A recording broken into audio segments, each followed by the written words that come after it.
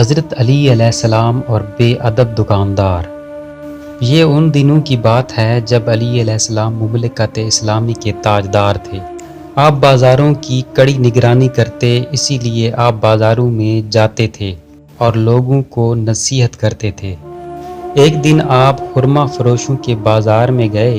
آپ نے وہاں ایک بچی کو روتے ہوئے دیکھا۔ بچی سے رونے کا سبب دریافت کیا۔ بچی نے عرض کیا کہ میرے مالک نے مجھے ایک درہم دیا کہ جاؤ بازار سے خرما لے کر آؤ۔ میں نے اس دکاندار سے کھجوریں خریدیں اور گھر لے گئی، جو میرے مالک کو پسند نہیں آئیں۔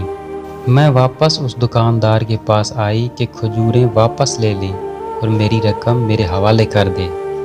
امام علی علیہ السلام نے دکاندار سے فرمایا کہ یہ چھوٹی بچی ہے، یہ کسی کی کنیز ہے، یہ خود مختار نہیں ہے۔ تم یہ کھجوریں لے لو اور اس کی رقم واپس دے دو۔ دکاندار اپنی جگہ سے اٹھا۔ اس نے اپنا ہاتھ مولا علی علیہ السلام کے سینہ پر رکھا۔ آپ کو دکان سے نیچے اتارنا چاہتا تھا۔ جو لوگ یہ منظر دیکھ رہے تھے انہوں نے دکاندار سے کہا، کیا کر رہے ہو؟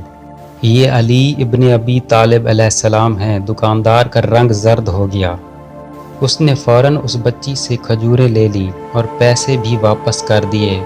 پھر اس نے حضرت علی علیہ السلام کی خدمت میں عرض کی، اے امیر المومنین، آپ مجھ سے راضی ہو جائیں اور میری غلطی سے درگزر کر دیں۔ آپ نے فرمایا کہ جو چیز مجھے راضی کر سکتی ہے وہ یہ ہے، اپنی روش کی اصلاح کرو، اس کے ساتھ اخلاق اور ادب کو اپناؤ۔